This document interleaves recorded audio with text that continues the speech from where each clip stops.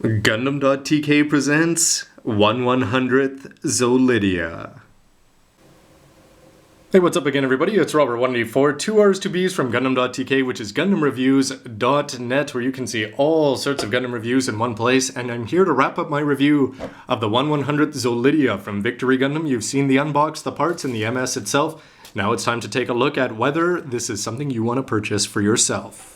To kick things off with the bad parts first of all, it's just going to feel a little bit cheap, and if you've built old models from the 80s or 90s, you probably know what I'm talking about.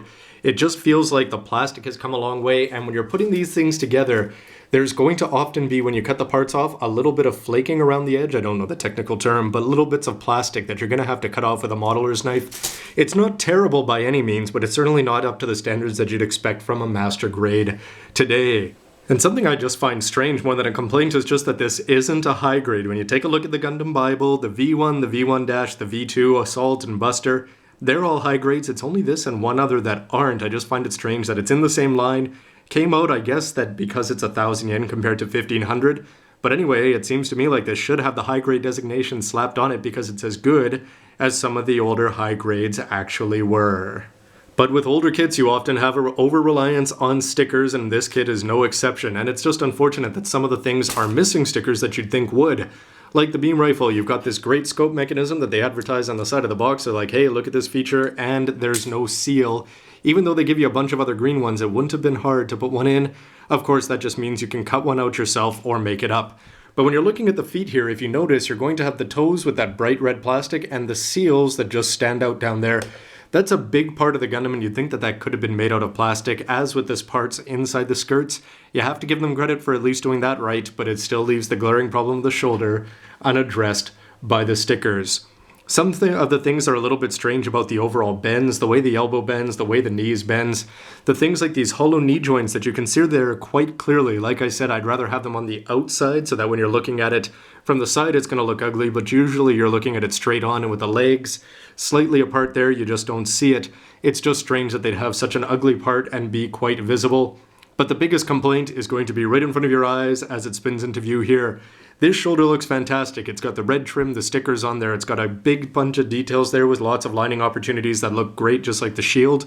And then on the other side, the left arm is just going to be a big, ugly, red piece. Now, if you compare that to something that we're seeing with the Master Grade Zaku 2.0s, I know that's almost, 15, 16 years after the fact.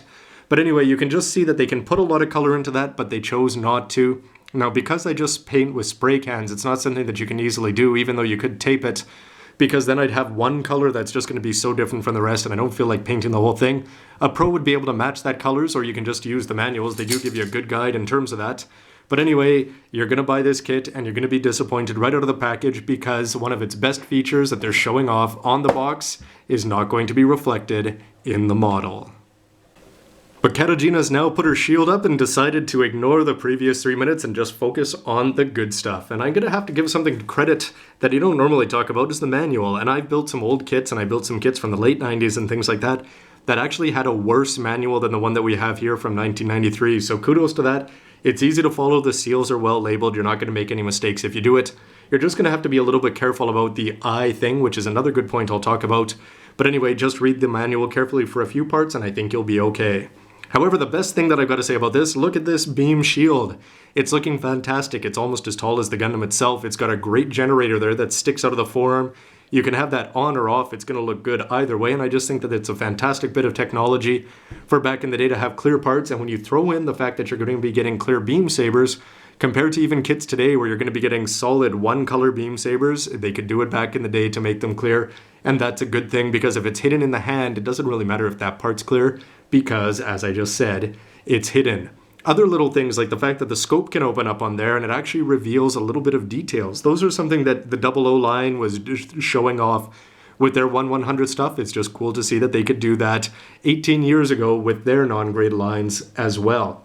Something I am really happy about is the eye choices. You're going to be getting this clear purple part, which I've already complimented them for the shield and the beam sabers.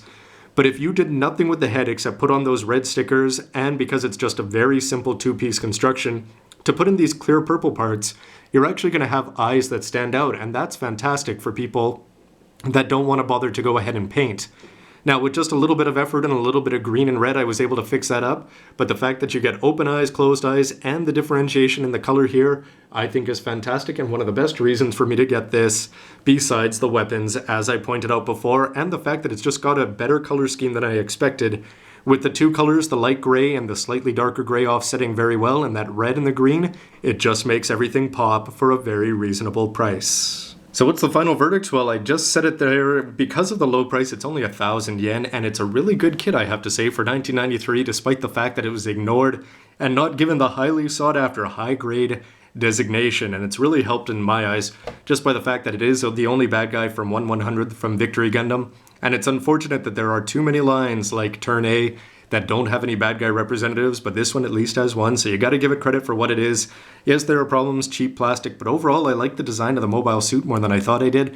The stickers do more to help it than to hurt it, and I like that color scheme and its simplicity, fun to put together, and the weapons are a plus. So for me, 1,000 yen well spent.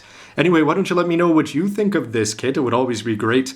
The future, I don't know what to say. If we haven't gotten a Master Grade V2, what are the odds of us getting any Master Grade bad guys from Victory Gundam? I'd say slim to none, and if we did, we're probably more likely to get some of the ones that have appeared in Gundam vs. Gundam, which seem to be pretty popular to play as. Katagina, she was a great villain. It would be great to see her brought to life on your shelf, but this is the best we can do so far. Anyway, why don't you let me know what you think of this review, the model, the anime, and everything else in between. Don't forget the character. She is a bit of a crazy one, so why don't you let me know what you think about that. And thanks for watching, and stay tuned for lots more reviews, good guys, bad guys, and everything in between. Thanks for watching, everybody. Robert184. Not quite a plastic model, but it's a good enough fit.